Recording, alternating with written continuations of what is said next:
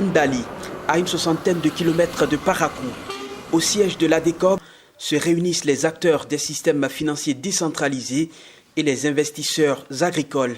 Un atelier d'échange impliquant 3 projets de la GIZ, le ProSol, le ProPFR et le Profina. Il est axé sur l'intégration des mesures GDT, la garantie foncière rurale et les RSE dans l'analyse des dossiers de crédit agricole par les SFD partenaires et non partenaires du projet Profina du Bénin. Nous avons 2 jours, la journée d'aujourd'hui et celle de demain. Et la journée d'aujourd'hui, nous allons parler du propos du ProPFR et demain, nous allons parler de ProSol. Si l'ADECOB s'est associée au Profina pour cet atelier, c'est bien pour une bonne raison. Nous sommes très contents de vous savoir à nos côtés. Ce dont nous allons parler, c'est quelque chose de très important. La responsabilité sociale des entreprises, c'est une thématique très importante et nous sommes dans un partenariat avec le projet Profina de la GIZ, ProSol, le projet ProSol et aussi le projet ProPFR. Et nous pensons que ce que nous faisons avec ces différents projets va contribuer à l'atteinte des résultats que l'ADECOB s'est assigné dans le cadre de l'accompagnement des communes et aussi pour l'amélioration des conditions de vie des populations du Borgou. Pour la réussite de la rencontre, toutes les énergies doivent converger vers un même idéal. Il faut bien savoir qu'aujourd'hui, où on aura besoin des cerveaux de tout le monde, c'est bien pour définir ensemble le cadre de ce que pourra être une politique de responsabilité sociale et environnementale. Et là, on passera 3 heures ensemble, on fera des ateliers, des sous-groupes de travail, des restitutions, une digestion de tout ça. Ça va nous prendre beaucoup de temps.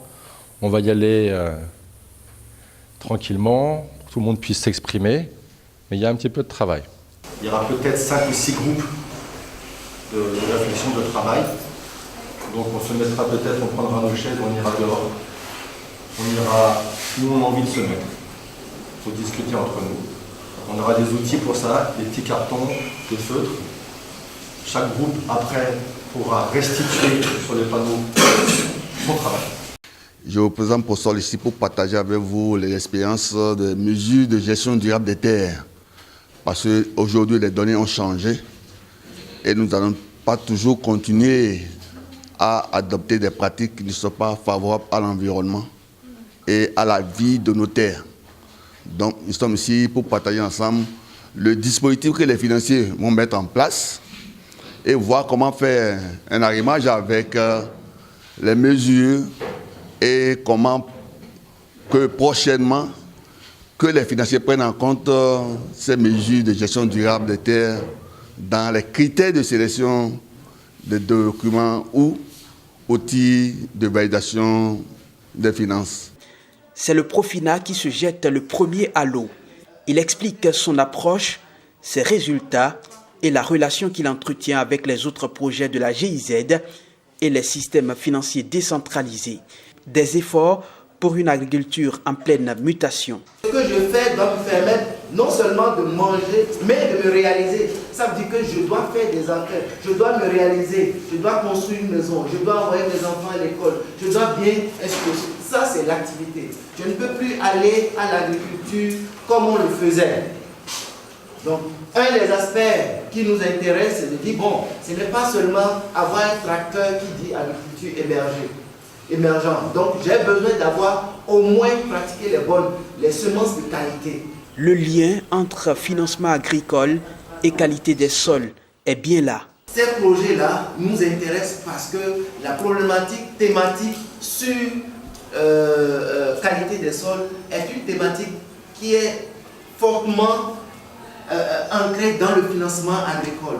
On ne peut pas financer sans tenir compte de la qualité du sol. Comme on dit, le premier facteur de la production agricole, c'est le sol. Et cela ouvre la voie à des échanges fructueux.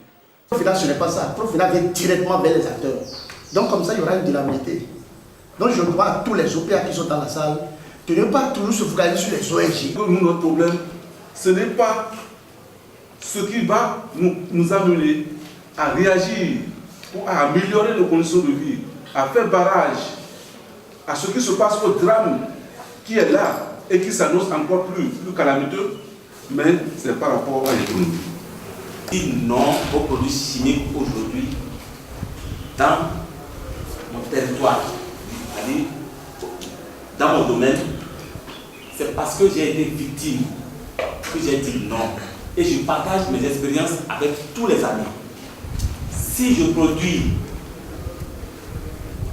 de laitue dans mon jardin aujourd'hui et que j'en donne, je vends même dans les restaurants, je donne des conseils et dis, gardez ça de telle manière.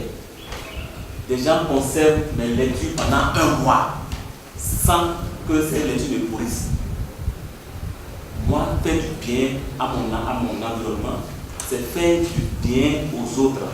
Au plus, l'utilisation de l'engrais. POSOL est dans les actions de son champ B, où il y a beaucoup d'intervenants sur le plan politique. Et il y a beaucoup de dossiers concernant le respect de cette problématique qui sont discutés avec les politiciens. Mais je prends le cas de l'AIC parce que le problème concerne spécialement le coton. Où le coton, c'est une position conventionnelle. Mais on peut adapter, on peut améliorer cette position conventionnelle. Et nous avons commencé. Parce qu'avant de combattre quelque chose, il faut d'abord proposer des alternatives. Il est important, de l'avis du coordonnateur du Profina, d'autonomiser tous les acteurs de la filière agricole. Son projet partira bien un jour ou l'autre. Même sans nous, déjà, nous on a fait l'expérience par exemple à Savé ou bien à Ndali avec une institution financière. Mais lui, il vend déjà ce produit à d'autres sans nous. Ça veut dire que beaucoup d'autres ont accès à ce produit. Donc, le premier élément, c'est d'abord l'existence du produit financier au sein de l'institution financière. Le deuxième élément sur lequel on travaille, c'est la professionnalisation de ces facilitateurs.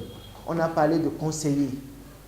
Nous connaissons les conseillers qu'on avait avant, du Cardet ou ainsi de suite. Et nous connaissons les expériences qu'on avait avec ces conseillers-là, qui ne connaissent pas aussi bien le secteur financier. Et pour nous, les conseillers qui font la facilitation au niveau des fêtières, ce sont ces conseillers-là qui vont continuer à le faire. La question est maintenant, grâce à un facilitateur, le producteur a eu accès au financement. Et ce facilitateur travaille pour une fêtière. Est-ce que le producteur est prêt à payer ce service? Il y a d'autres aujourd'hui, c'est grâce à la facilitation qu'ils ont eu accès au crédit. Le producteur a besoin du crédit, quel que soit son secteur d'activité. Des mécanismes comme le code du foncier au Bénin existent pour l'y aider. Tout le monde va au crédit. Donc, vous pouvez laisser votre terre ou votre domaine, votre parcelle, sécurisée comme garantie pour avoir un prêt important. Je prends quelqu'un qui veut faire, par exemple, l'apiculture. Et il a besoin de 1 million ou de 2 millions. S'il a un domaine avec un titre foncier, bien sécurisé, ça suffit pour que les banques puissent lui faire un prêt. 6 groupes de travail ont été constitués.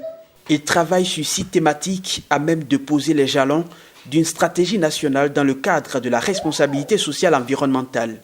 Après la restitution des travaux, le débat est démocratique et les suggestions pour améliorer les travaux ne manquent pas. L'équité, c'est beaucoup plus... réduire les inégalités sociales. La notion du genre implique que et la femme et l'homme soient pris en compte à travers ce qu'ils ont de valeureux ou de valeur qu'ils peuvent apporter pour la contribution pour le développement scolaire. Une reformulation Voilà. au niveau de l'égalité de genre à toutes les décisions. On peut dire promouvoir le genre. Je suis d'accord avec vous. C'est ça. On va laisser ça.